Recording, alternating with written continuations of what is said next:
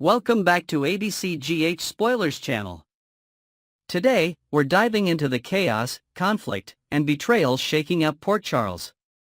With dramatic revelations, dangerous risks, and high-stakes decisions, our favorite characters find themselves entangled in dilemmas that could alter their lives forever. So, let's break down the explosive twists you don't want to miss. Molly's reckless mission, a dangerous game she can't win?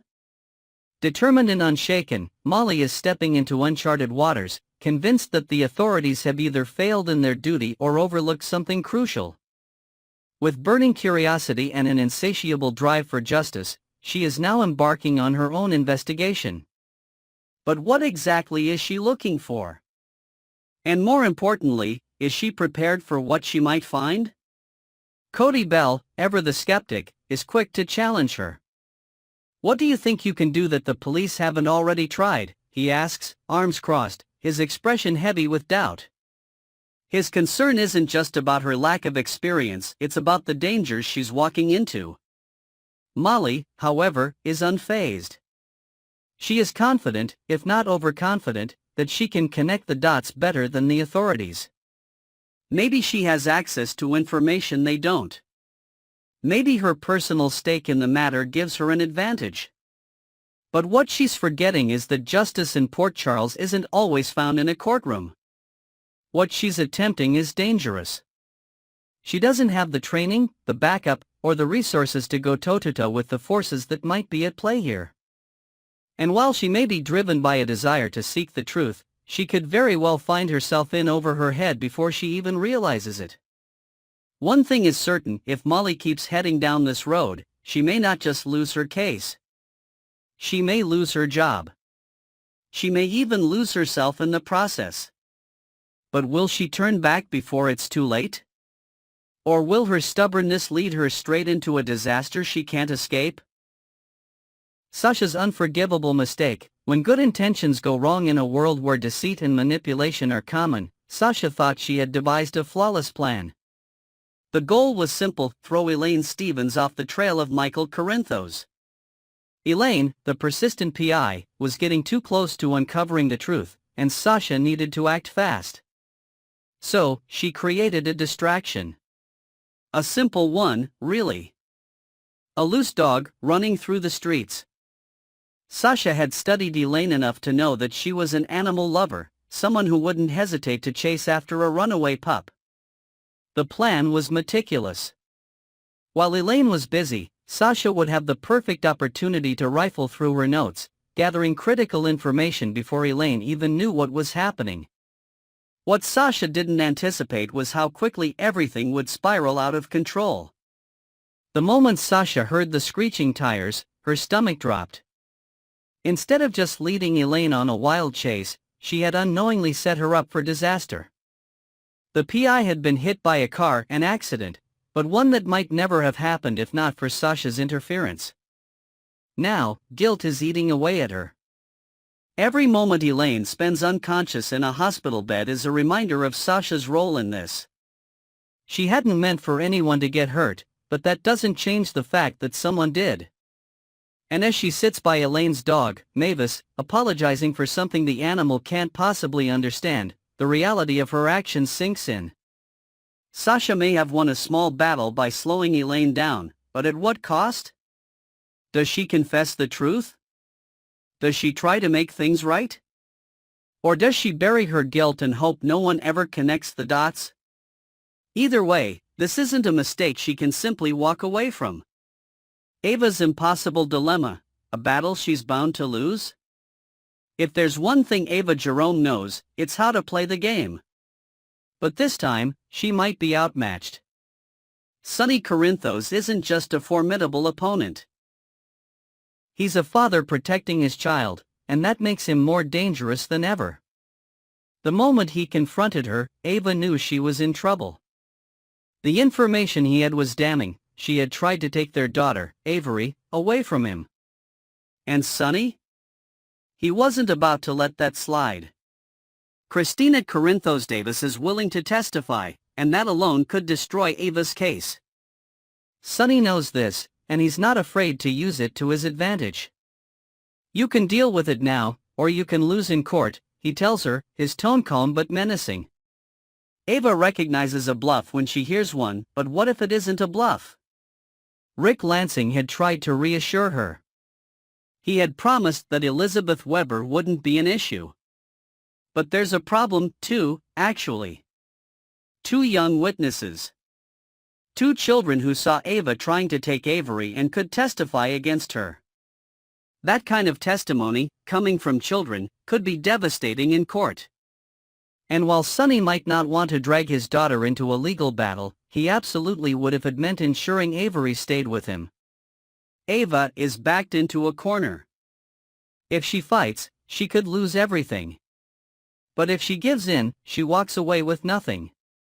To make matters worse, it's not like Sonny is the perfect guardian either. His enemies put Avery in danger just by association. And let's not forget that Ava herself isn't exactly Mother of the Year. After all, she deliberately cut off Sonny's medication, knowing full well that he had physical custody at the time. If something had gone wrong, if Sonny had collapsed or had a medical emergency, Avery could have been in real danger. So, who is really fit to care for this child? Is there even a right answer? Or is Avery doomed to be caught in the middle of a battle where neither parent can truly guarantee her safety? With Sonny pressuring her to compromise and Rick whispering doubts in her ear, Ava is left with a decision that could define her future. But in Port Charles, choices are never simple. And the wrong move could cost her everything. The chaos in Port Charles has only just begun, with Molly on the verge of losing everything for the sake of a truth she may never uncover, Sasha weighed down by an unbearable guilt she can't erase, and Ava on the edge of an impossible decision. One thing is certain: Port Charles is more explosive than ever. And this is just the beginning. Every action has a consequence. Every lie eventually comes to light. Every decision changes the course of lives. Who will come out unscathed? And who will suffer the ultimate fallout? Stay tuned, because in this town, the truth is rarely what it seems. And no secret stays buried forever. Next, we dive into the shocking revelations surrounding Cyrus Renault and his deadly reign in Port Charles. With a trail of bodies, an unwavering belief that he's acting in the name of the Lord, and an impending downfall, we have to ask, what's next for this ruthless villain? And more importantly, will Jeff Kober be exiting the show for good? Let's break it all down. Steve Burton and Bradford Anderson weigh in. Is this the end for Jeff Kober? In a recent discussion on the Daily Drama, General Hospital veterans Steve Burton and Bradford Anderson had a candid chat about the current state of Port Charles and, more specifically, Cyrus Renault's murderous spree. What was most surprising? Both actors were completely blindsided by the revelation that Cyrus is the serial killer. Burton and Anderson dissected the storyline, expressing their astonishment that Cyrus was responsible for the recent murders at General Hospital. The 2 actors delved into what this could mean for Jeff Kober's future on the show. According to them, playing a villain in GH is one thing, but playing a serial killer? That usually doesn't bode well for longevity. Anderson even joked about the likelihood of a redemption arc for someone with that level of blood on their hands. "I don't know how you'd come back from that one," he said, rolling his eyes with laughter. Burton agreed, suggesting that this could be the final nail in the coffin for Kober's character. After all, serial killers in Port Charles rarely get a second chance unless they're somehow miraculously resurrected down the line. We're looking at you, Helena Cassadine. So, what does this mean for Jeff Kober? If Cyrus truly is headed toward an inescapable downfall, does that signal an exit for the talented actor? Or will GH find a way to keep him around, possibly through some legal loophole or a last-minute twist? One thing's for certain: if Cyrus's days are numbered, the end won't be pretty. The murders that shook Port Charles, a serial killer in the shadows. 4 months, a dark cloud has loomed over Port Charles. Murders have been piling up, and at first, they seemed random. A mother of 2. A PCPD officer. A series of vulnerable patients at Turning Woods. But now, the truth is out, these killings weren't disconnected incidents. They were all orchestrated by the same man. Cyrus Renault, already a notorious criminal, has taken things to a whole new level. No longer just a ruthless mobster or a scheming manipulator, he has fully embraced the role of a serial killer. And unlike past villains who killed out of necessity or personal vendettas, Cyrus believes he's doing the Lord's work. That is perhaps the most chilling part of it all. He has convinced himself that his brutal actions are divinely justified.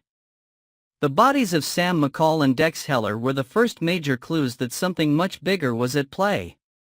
Elizabeth, Lucky, and Jocelyn Jacks have taken it upon themselves to uncover the full extent of Cyrus's crimes, and what they've found is terrifying. Sam and Dex weren't his only victims. In fact, they were just the tip of the iceberg.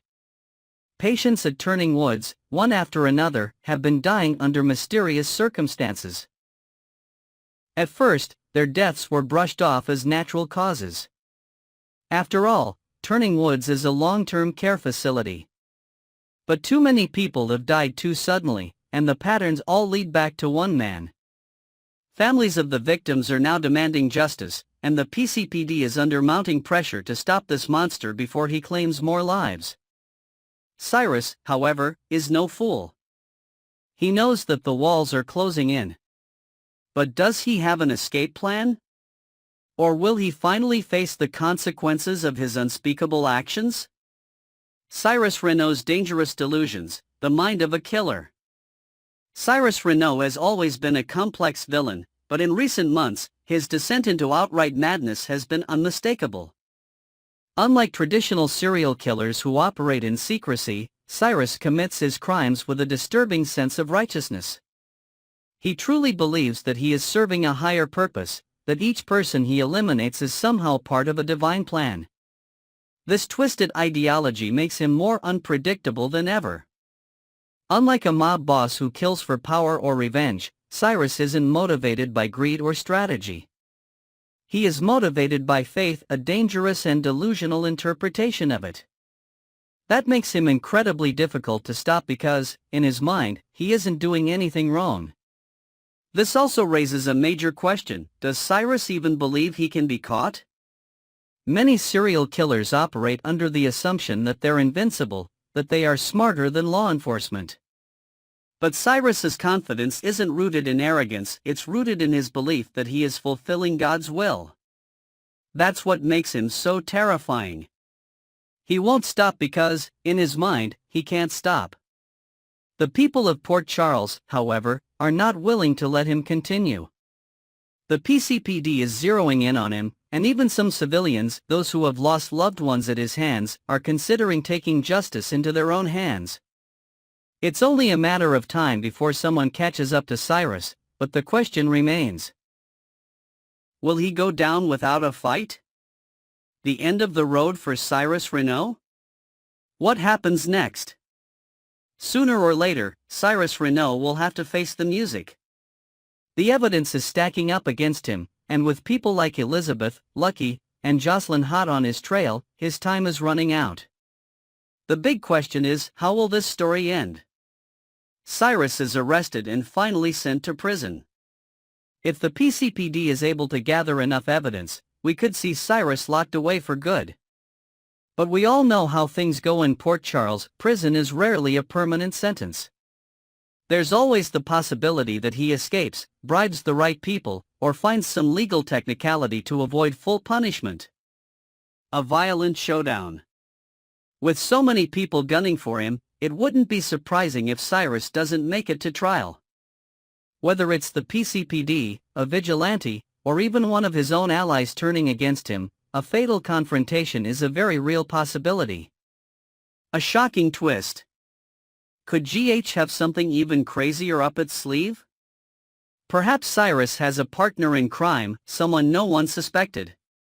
Or maybe, just maybe, Cyrus has a redemption arc hidden somewhere in his future. It seems unlikely, but in Port Charles, anything is possible. What we do know is that Jeff Kober's portrayal of Cyrus Renault has been nothing short of phenomenal. Whether he's playing a cunning manipulator, a mobster with a vendetta, or now a serial killer with a god complex, Kober has delivered one of the most chilling performances in recent GH history. But as Bradford Anderson joked, serial killers don't have great longevity in daytime television. So, what will be Cyrus's fate? Will he be locked away? Killed off? Or will GH find a way to keep him in the story, despite his horrific crimes? One way or another, the truth is coming. And when it does, Port Charles will never be the same. Next, we're diving into the seismic shift that may be heading toward Port Charles as the legendary Sonny Corinthos faces his greatest battle yet, not against a rival mobster, but against his own heart. With whispers of retirement growing louder and power dynamics threatening to spiral into chaos, let's break down what this could mean for the future of General Hospital and everyone in Sonny's orbit. A world without Sonny Corinthos, unimaginable, yet inevitable? For decades, Sonny Corinthos has been more than just a mob boss, he's been the defining force in Port Charles. His presence has dictated alliances, rivalries, and the very flow of life in town. But what if he were to step away? What if Port Charles had to learn to exist without its dark night? It's hard to imagine, isn't it?